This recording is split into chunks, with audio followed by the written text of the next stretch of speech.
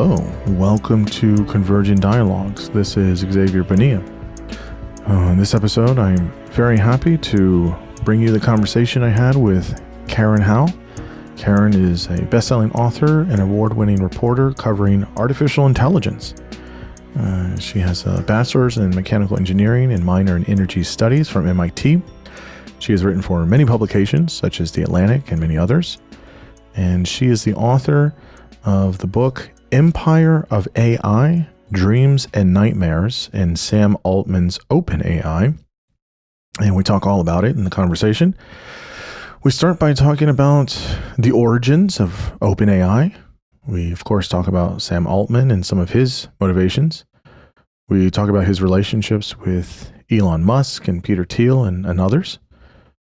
We talk about how AI and ChatGPT has been used and created really with cheap labor from places like Venezuela and Kenya and others. We've talked about in this conversation supercomputers, mega campuses for data centers, and many, many topics. I was very, very pleased with this conversation. Karen is wonderful. She's a great communicator, great writer. And, I don't think she intends to be doom and gloom about OpenAI, but she is just reporting what is true and what is there, both in the history, both in the creator, both in what's being used now.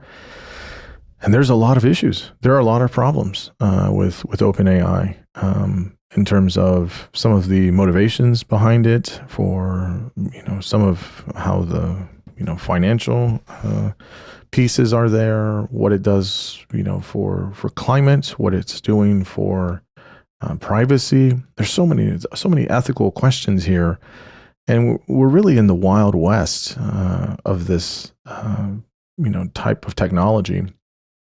And I found her book just absolutely essential reading.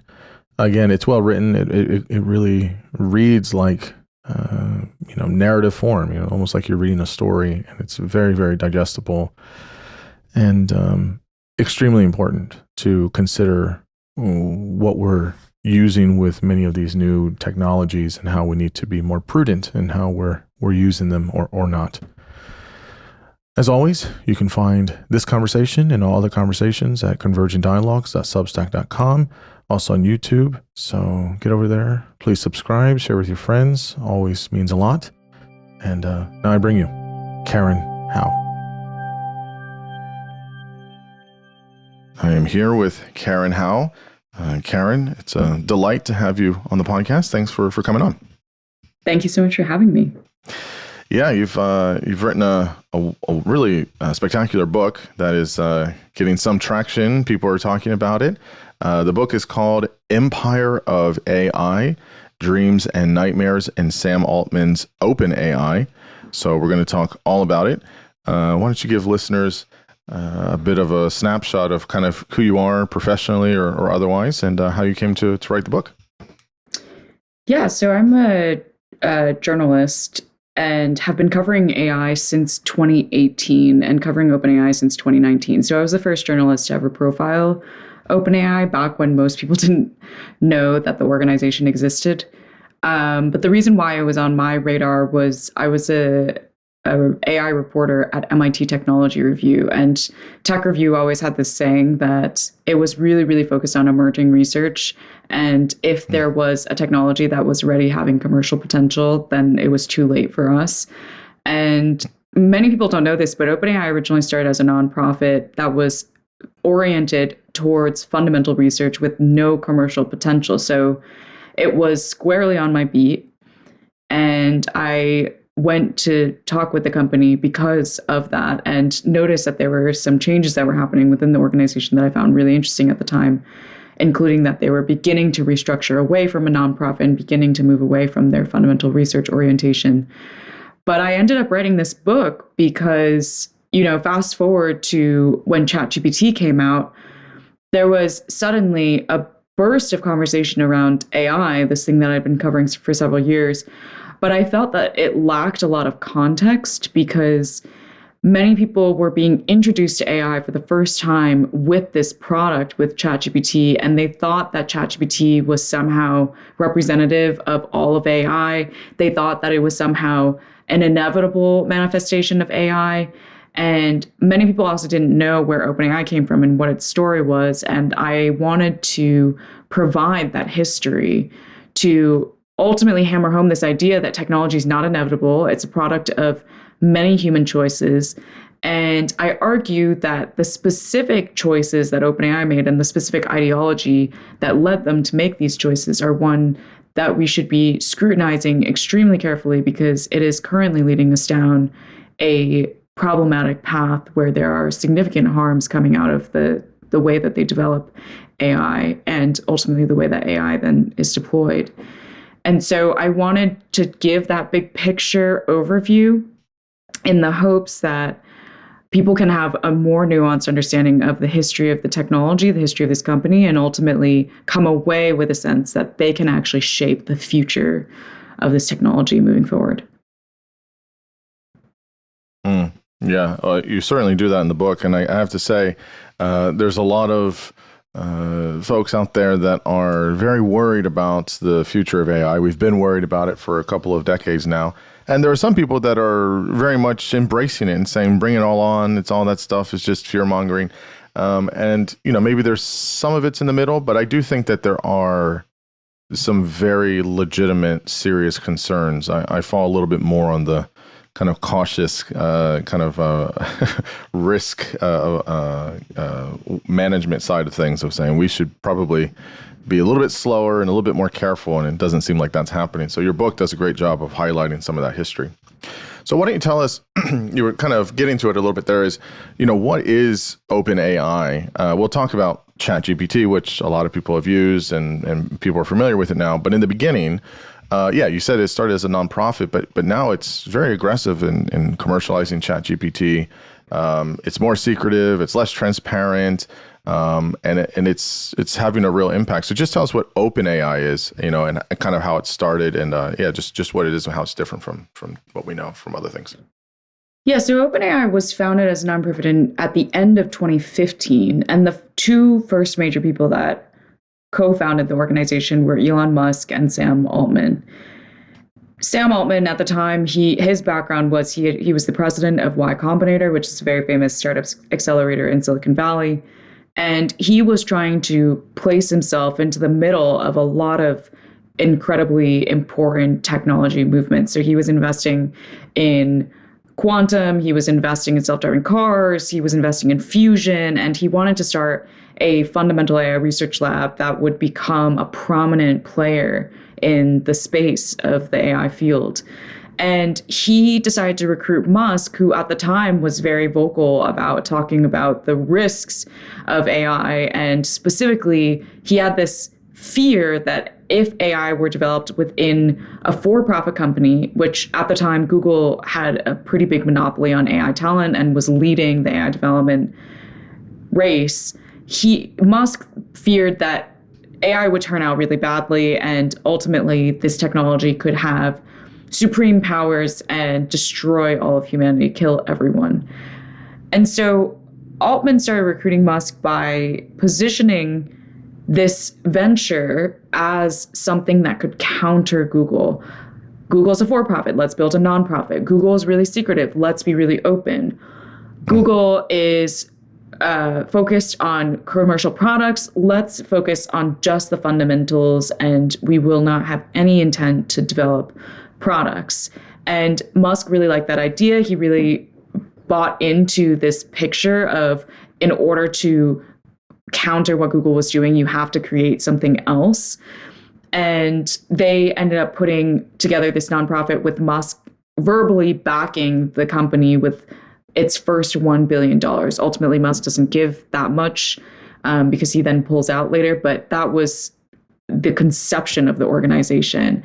And then the two of them brought in two other people, Greg Brockman, who became the chief technology officer, and then Ilya Sutskever, who became the chief scientist, as the main people running the organization. 1.5 years later, after they found the organization, they realized that they're not really successfully making a lot of progress on AI development such that they can become number one in the field. And they decide collectively that that is what they need to do. They need to be number one in order to beat Google and start achieving their mission, which they define as to ensure artificial general intelligence benefits all of humanity. And this concept, artificial general intelligence, is one that at the time was not considered a very scientific concept. It's still not a very scientific one, but now AI researchers often talk about it very colloquially. But it's this idea that you can fundamentally recreate all of human intelligence in computers. And the challenge with that idea is we don't even know what human intelligence is. There's no scientific consensus from neuroscience, biology, psychology of where human intelligence comes from. And so through the decades of AI development, there's always been lots of debate around what does that mean? What does that entail? Can we even get there? And OpenAI was like, we believe we can get there. We're going to pummel tons of resources into it. And we need to be number one in order to start bending the field towards the direction that we want it to bend. And that's when they realized or decided to be number one, let's go for aggressively scaling existing techniques within the AI research world to unprecedented size. So let's take software called neural networks, pump internet scale loads of data into these neural networks. Let's use supercomputers that are larger than any supercomputer that has ever been built before. And let's see where that takes us. And hopefully it will advance AI fast enough that we become the leading position. With that specific decision, suddenly they needed a lot of capital to build those supercomputers, and they could no longer be a nonprofit. And so in 2019, or in 2018, Musk and Altman decide, let's create a for-profit, but then they could not agree on who should be CEO. So they tussle it out. Altman wins out. Musk is like, I don't want to be part of this organization anymore if I can't be the CEO of this for-profit and it doesn't stay a nonprofit. So then Altman takes over, and in 2019, he creates this new structure where he nests a for-profit within the nonprofit in order to have some kind of fundraising vehicle to raise extraordinary amounts of capital for building those supercomputers. And so after he does that, in the summer of 2019, he then successfully secures $1 billion from Microsoft to account for the $1 billion that Musk originally committed verbally but did not give. And that is when OpenAI starts on the journey of what we see today, which is it becomes an incredibly for-profit driven organization. It starts focusing more and more on commercialization, and it's also continues to compete in this race of wanting to be number one, but over time, more and more players start to enter the space, and there are more and more competitors, and so the race gets faster and faster and faster, and we end up at present day where we have these a variety of different companies that are all engaged in OpenAI's approach of scaling these technologies aggressively, each building their own massive supercomputers, each trying to pump internet loads of data into these technologies, and not really taking the time or the thoughtfulness to think about how should we be developing AI in a more beneficial way. Yeah, the journey and the arc of it is a bit troublesome. I get in a capitalist society, you need to have, good competition, and obviously you do need to make money. I'm actually fine with that part of it, but I think the how fast and the obsession with it starts to become very troublesome. So there's many players, and there's many people in the book that you cover, which I think are all important. I just want to focus on the main person here. I mean, folks can read the book and get the kind of the other players. But so Sam Altman, he's the new tech messiah, right? He's the new person. We've traded in Musk, and we've got Altman. I mean, I can remember when people were all the rage about Musk and going to Mars and SpaceX, and Tesla and all these things. And, everyone was buying a Tesla and we're going to go to Mars, all these things. And, his story is continuing to evolve. Who sees how it winds up? But, he got involved in politics, all these things. And now he's, kind of a persona non grata at this point in a lot of circles. I guess with Altman, I actually find a lot of his profile, I guess, and how you detail in the book, I guess, more troublesome. There seems to be this, again, if you're going to dream big, you kind of have to have some sort of an ego, but there just seems to be an ego. Like, it's very grandiose, very large. And again, I get some of that if you're going to, aspire to big things, but it does seem somewhat concerning how much of that is here.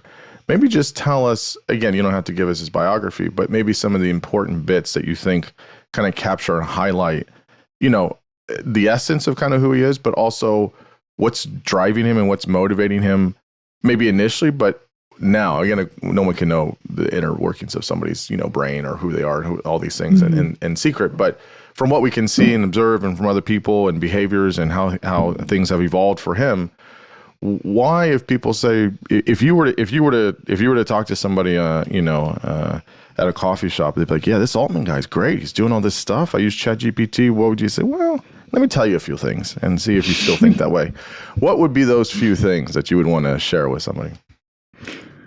Well, Altman is a product of coming up in his career through Silicon Valley. So he was a Stanford dropout, very classic profile for startup founders. And then he started a startup.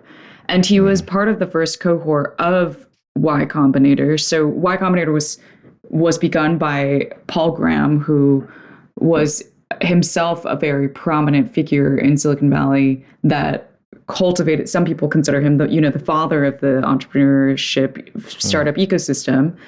But Paul Graham took him under his wing and he started this company, and then he didn't do very well. I mean, he ran the company for 7 years, and then ultimately it failed. And it was a company that was essentially a Foursquare competitor, although it started earlier than Foursquare, but it was this location-based service where you can check into places with friends, get deals based on where you check in.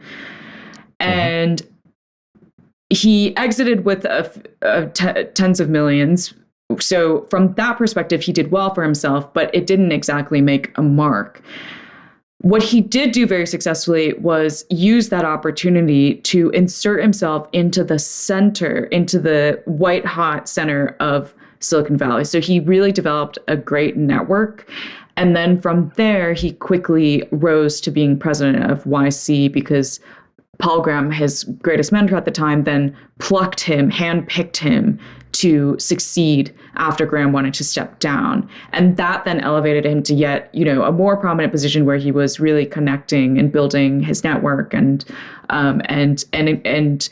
ingraining himself within the center of power. When he started OpenAI, I sort of alluded to this earlier, he was trying to insert himself into a lot of different huge, big, ambitious tech endeavors. And so you see this pattern throughout his history that he's really good at identifying what is the next big trend and then positioning himself to be part of it. And he has a very investor mindset. So he always takes this kind of portfolio approach where at the time he wasn't just working on AI. He was working on a lot of different things.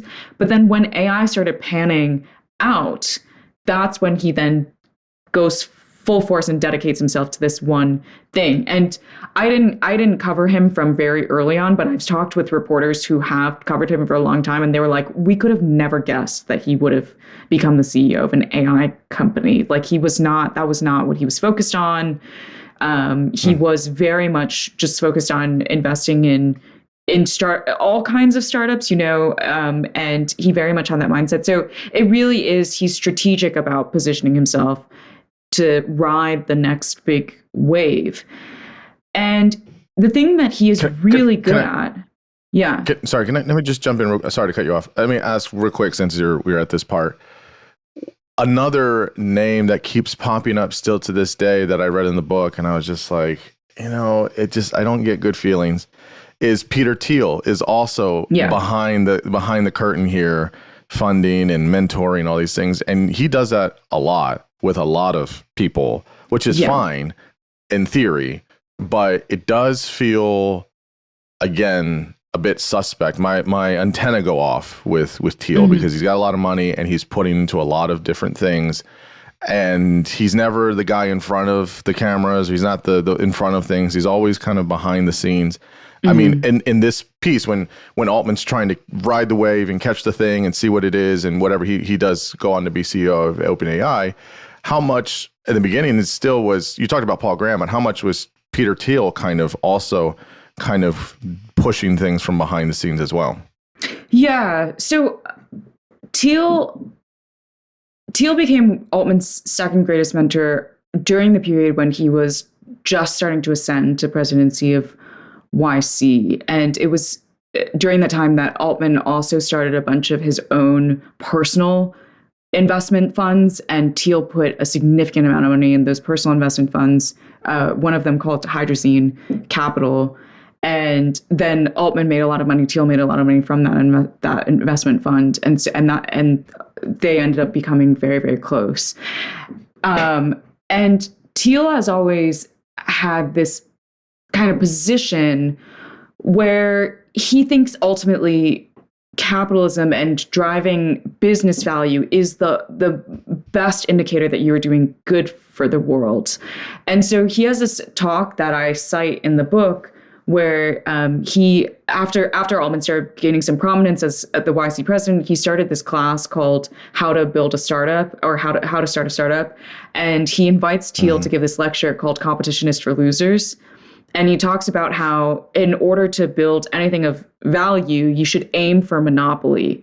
And one of the things he says in there that I think is quite enlightening is there have been many cycles of innovation in which there's a lot of competition, and it's great for the consumer, but it's bad for the people who did that innovation. They didn't actually get rich from that innovation. And then he says again, scientists repeatedly make the same mistake where they think that they will be able to monetize by just doing fundamental research and not thinking about IP. And then ultimately they make these great contributions to humanity, but they made the stupid mistake of not making any money off of it. So there is this inherent kind of value that he has where money is virtue, and to pursue money is virtue. And I think he really cultivated a perspective within Altman that is true for Altman as well, that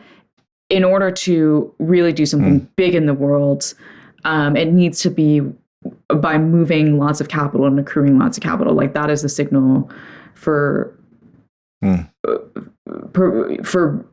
big contribution, profound impact. And so Altman, one of the things that he is very, very good at, he's a phenomenal storyteller, and you can tell very compelling stories about the future.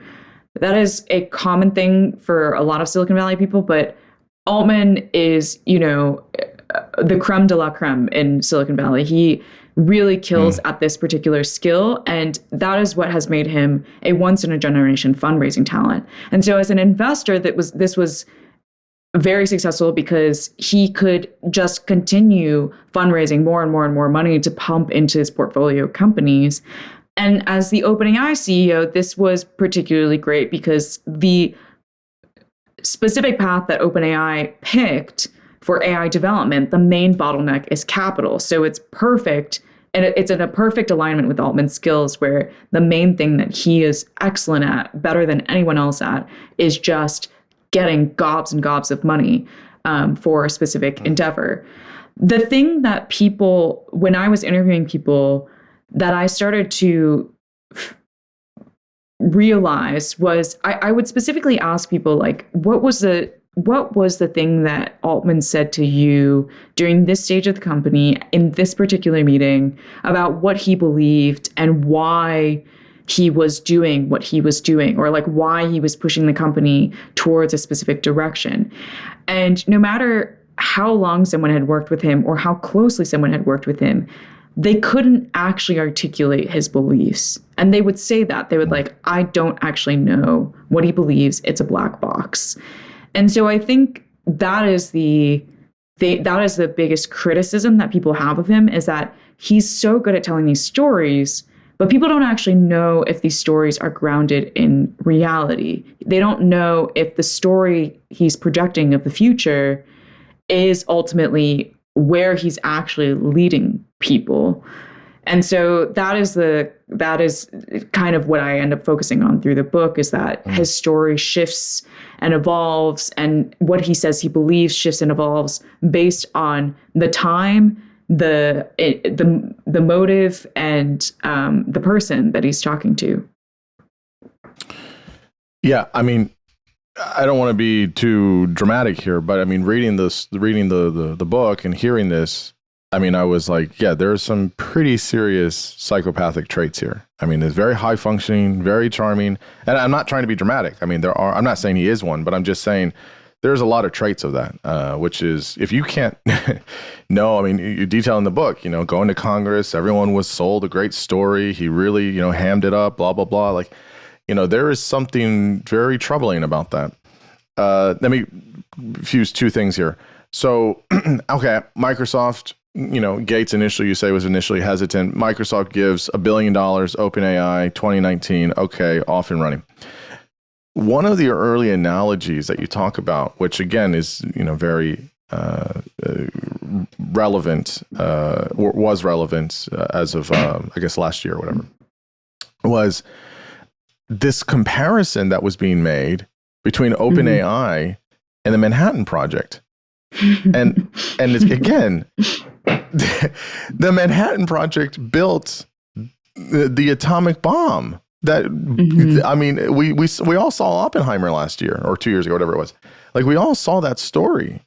And this goes to, again, okay, so why is he thinking it's at that level, number one?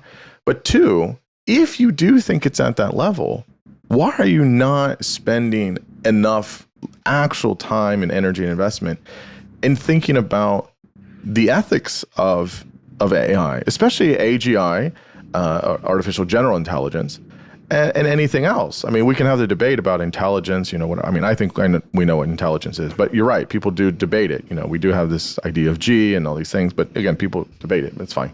But I do think that artificial general intelligence, kind of, the ultimate, Westworld or Blade Runner or whatever you want to call it, kind of version of this.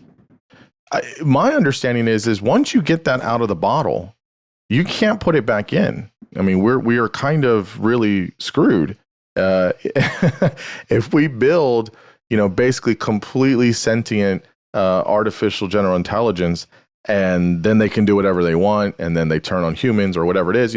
That's the nightmare. But yeah, I mean, you're making this association, this comparison with the Manhattan Project.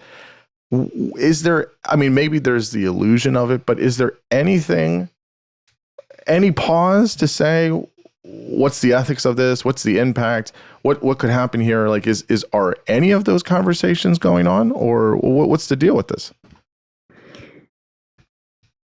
One thing I'll say first is that there is no evidence that there can be an artificial general intelligence, or that it could develop consciousness, or that it could take over the world. I think those discussions are certainly happening, but they're based in theory. They're not based in any science.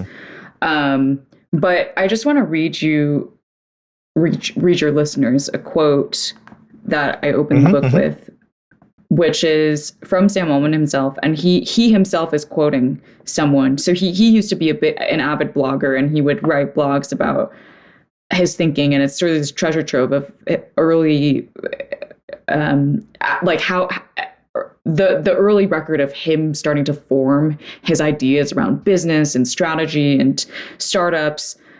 So this is a blog from 2013 where he quotes at the top, "Successful people create companies. More successful people create countries. The most successful people create religions." And then he continues, I'm not sure what the source is. It got me thinking, though. The most successful founders do not set out to create companies. They are on a mission to create something closer to a religion. And at some point, it turns out that forming a company is the easiest way to do so.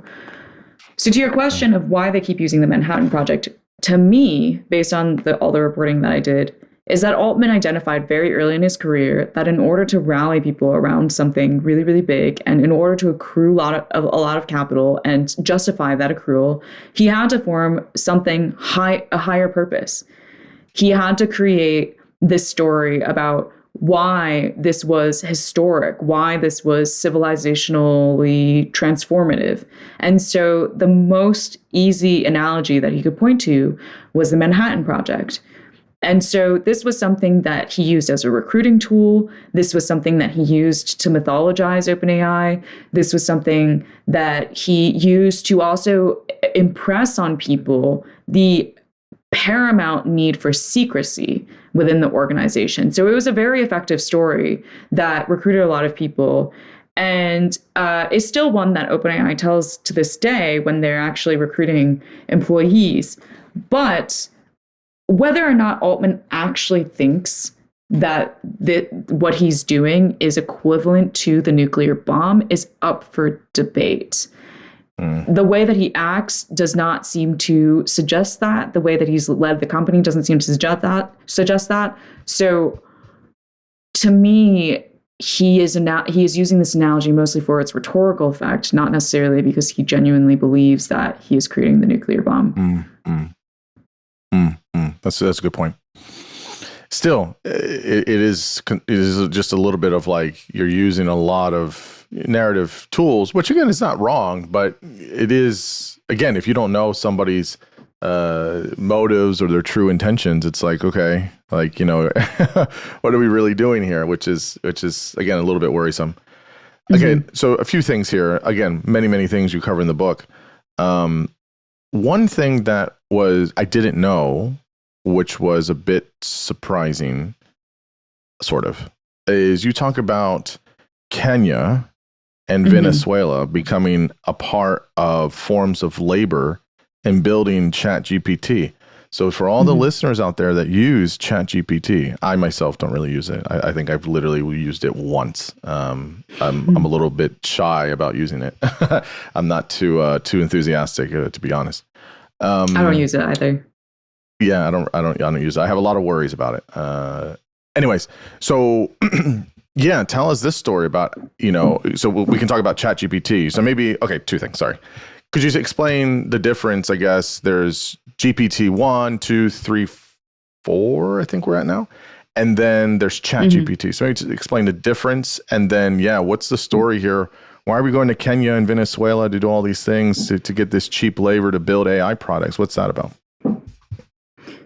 Yeah, so OpenAI, when it was figuring out, let's scale these models, they were like, okay, which model should we be scaling? And they decided to scale language models specifically because there was this theory within the AI research field at the time that maybe language alone would actually help them reach artificial general intelligence because we communicate all of the knowledge that we've ever discovered through language. So in theory, all of the knowledge of the world should then be embedded in language. There's a lot of debate about this. And one of the other hypotheses is that you can't just have language. You also need embodiment. You need like that humans have bodies for a reason, and our intelligence comes in part from us being able to move through 3D space and interact with our environment and get signals in return and so on and so forth.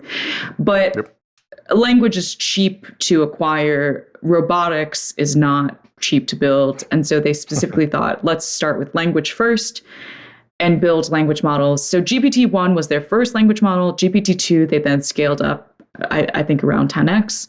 GPT-3, they scaled up around like 100x. And then GPT-4, they scaled up around 10x again. So it was just like an orders of magnitude, ginormous expansion in the language models. ChatGPT was between GPT-3 and GPT-4. So after GPT-3, OpenAI thought, okay, we spent a boatload of money on building the supercomputer for GPT-3. GPT-3 was trained on one of the largest supercomputers at the time with 10,000 computer chips, which, GPT-1 was trained on maybe a couple computer chips. So this is like the escalation that we're talking about. And they were like, we need to start figuring out how to actually make some money using this for-profit arm that we have. And so they created an application programming interface, which is a business-to-business service. They were going to give the models to other companies, and then other companies were going to develop applications on it. What they quickly discovered was a lot of these companies were building chatbot applications. And so they kind of had this idea of, what if we built a chatbot application ourselves and actually move to a business-to-consumer product? But in order to start doing that transition, they realized that when you put a text generation tool in the hands of millions of people, it's going to start saying nasty things, and it could lead to a PR crisis. And in fact, in the history of Microsoft in 2016, they released a chatbot called Tay that was very infamous because it started spewing really nasty things, toxic things, hate speech, racist things, and it was shut down within a matter of days. And so OpenAI thought, we need to build a content moderation filter that wraps around all of our models and blocks the model from actually, if it generates something nasty, it will block that from actually reaching the user. And so in order to build that filter, they needed to contract a lot of workers to carefully read through the worst text on the internet, and also AI generated text that OpenAI was prompting models to imagine the worst text on the internet for, and then put them into a detailed taxonomy of, is this hate speech? Is this harassment? Is this violent content? Is this sexual content? And to what degree of violence or sexual content? Is it sexual content that involves abuse? Is it abuse that involves children? And they decided to go to Kenya to hire those workers to do that work. And the reason why they went to Kenya is because Kenya, over the last decade plus, has become the backstop of the worst form of labor for the internet. They speak English, they're highly educated, they have great internet connection, they're quite familiar with American culture, and they experience deep poverty. And so there are a lot of workers there that can perform this kind of rigorous work at a high quality level, but are willing to do it for basically no money, fractional pennies. And so there are a lot of firms, middleman firms, that have set up shop in Kenya to specialize in this particular thing. And so OpenAI ended up finding one of those middleman providers called Sama to do the work specifically for their content moderation filter. And I end up writing about a specific worker in the book called Mofato Kinye, who was one of the workers contracted. He was paid a few bucks an hour to do this. And like the the social media era, he ended up experiencing extreme psychological harm from being exposed to all of this content. He was on the sexual content team. He was reading a lot about sexual abuse of children. And he started withdrawing completely from his friends, his family, his wife, specifically his stepdaughter, because every time he came home, he just would, when he saw his stepdaughter, he would remember all of the horrible things that he had read during the day. So he completely turtled in within himself, and he couldn't explain to his wife or his stepdaughter why that was happening, because he didn't know how to explain to them that his job involved reading sex content all day. That didn't sound like a legitimate job. It also sounded like a very shameful job. ChatGPT hadn't come out yet, so there was no conception of this kind of work. And so one day, his wife texts him, "I would like fish for dinner." He buys 3 fish, one for him, one for her, one for the stepdaughter. And when he gets back home, they've completely packed up their bags and left. And she texts him and says, "I don't recognize the man you've become, and I can't come back anymore."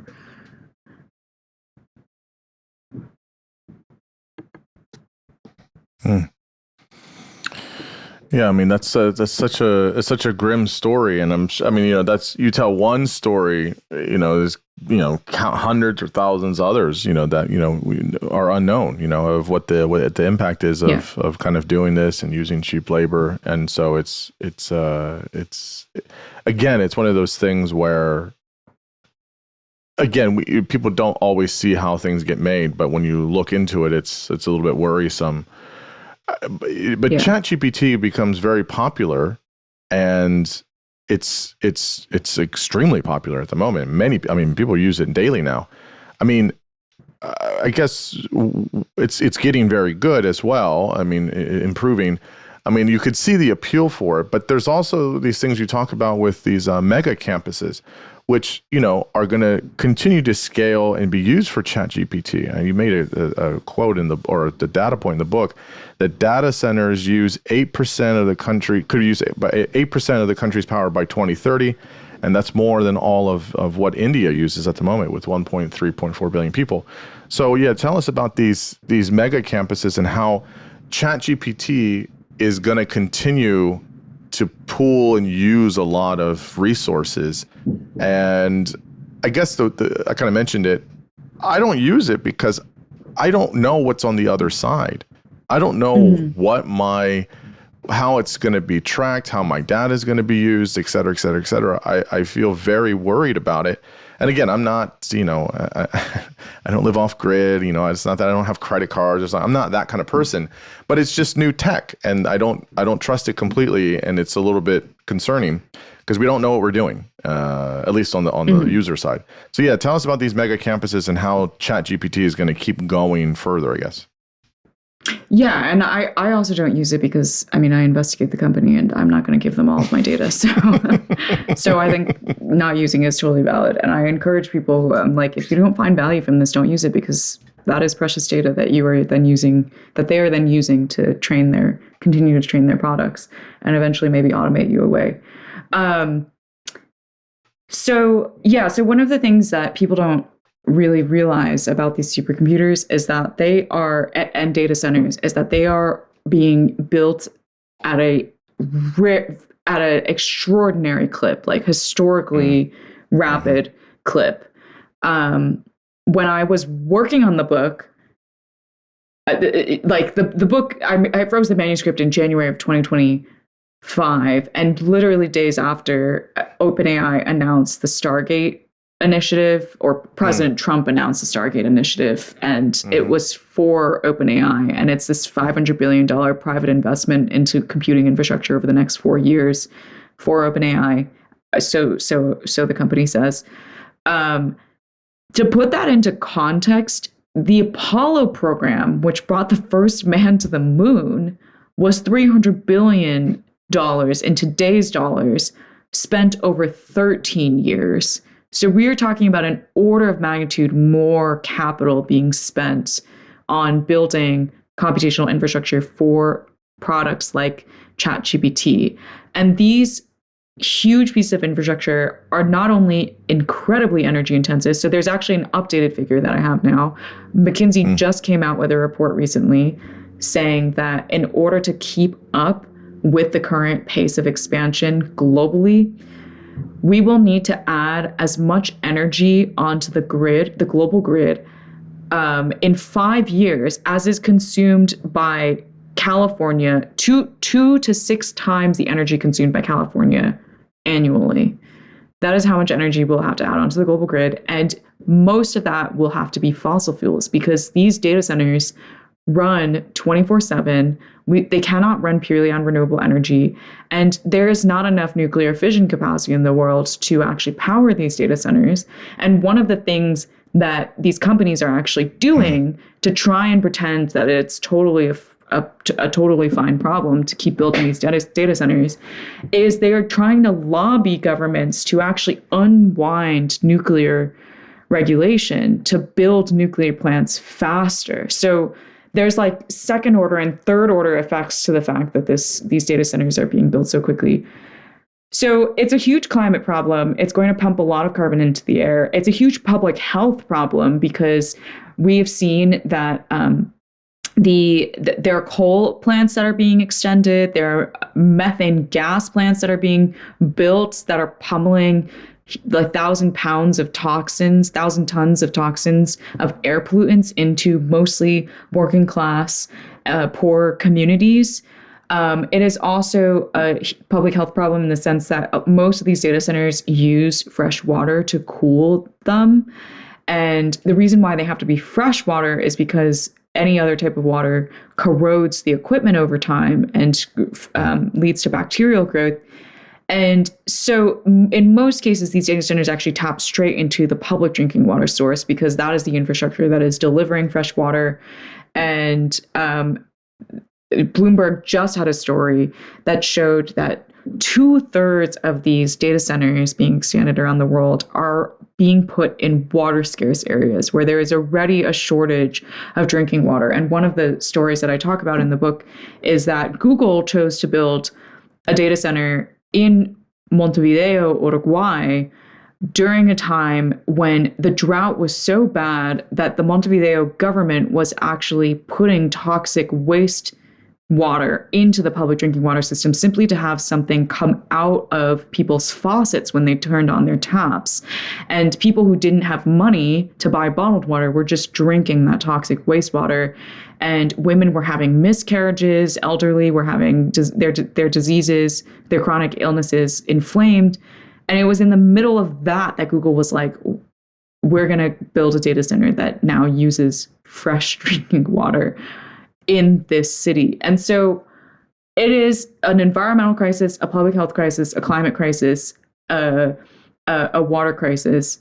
And all of that is being hidden away by these companies because they're trying to make it seem like AI is magic and it's ethereal. It exists in the so-called cloud, and that it doesn't actually need this massive physical resource intensity, but it does. And that is one of the biggest criticisms that I have of Silicon Valley's conception of AI, the scale at all costs conception of AI, is that it is rapidly leading us to destroy our planet. And that's not actually necessary. Like, there are many types of AI technologies that do not need this massive infrastructure. AI for cancer detection, AI for drug discovery, AI for material science. None of those applications that are actually beneficial need this kind of computational infrastructure. And yet, in order to build a ChatGPT, which is ambiguously beneficial, like some people find a lot of value out of it, some people really don't find that much value out of it at all. It's mostly being used for entertainment purposes. That is the thing that is currently destroying our planet. Yeah, it's very, very, very worrisome. And I'll just say as a quick footnote, I have a lot of friends and people that are very much nuclear. We need to use nuclear power, all nuclear, go full force. And I think I'm not opposed to it, but we should not be building nuclear plants so fast to create all of this. I mean, that's how you're going to have accidents, and and you're not going to have regulation, and those are big accidents. And I certainly, it doesn't make sense to build all of this just to, fuel my ChatGPT. I mean, I don't really care we shouldn't be doing it for those purposes. And if it's not even going to be enough, that's preposterous. So I guess my last question here is, what do you want to leave readers / listeners, with, what's the kind of the major, one or two things you want them to leave with your book and kind of the things that you've been investigating and doing good journalism? What do you want people to know, the one or two big things? I really want people to take away that they actually have an active role in shaping AI development. I think so often now when new technologies are introduced, we feel like we're just on the receiving end and we just have to lie down and let it wash over us. But actually, AI development is something that anyone can have a say in, because this technology, as we talked about, is one that requires a lot of resources. It requires a lot of data. It requires a lot of land, energy, water. It requires it ends up being deployed in a lot of spaces like schools, hospitals, government agencies. All of these resources in all of these spaces are actually collectively owned by us. Like, that's our data that is being trained to develop these models. That is our intellectual property. That is communities' land and their energy and their water. And those spaces, those schools, teachers and students collectively own that space where AI might be deployed. And so all of these are different sites of democratic contestation. If you do not like what these companies are doing, do not give them your data. Like the fact that we don't really use ChatGPT, don't use it. The fact that artists and writers are now suing these companies saying, you can't just take our intellectual property and give us nothing in return. That is them reclaiming ownership over that data and contesting the fact that these companies just took it. There are communities around the world that are fighting back against data center expansion, saying, no, you cannot just use up all of our fresh water. That is a nonsensical premise. And there are some communities that have very effectively stalled projects, blocked projects, or forced companies to actually reevaluate how they design their data centers such that it can be an actually good bargain for these communities. We have also seen students and teachers actually start debating whether or not AI has a place in the classroom, and if so, under what terms. And hospitals, same thing, under what terms. And so ultimately, if we can have everyone remembering that these resources are ours, these spaces are ours, and we actually can push back when we don't like the way that our resources are being taken or our spaces are being affected. If we do that 100,000 times fold, inevitably companies will have to change the way that they develop these technologies. And that, I think, will lead us much more. It will be much more likely for us to go down a path of this technology being broadly beneficial rather than actually harming a lot of people and concentrating more wealth at the top. Yeah, no, I fully agree with everything you said there. And we need good people like you telling the stories, shining a spotlight on it. Karen, thanks so much for coming on and sharing all of the good research that you've done and you continue to do. So big thanks, and stay safe out there. Thank you so much, Xavier.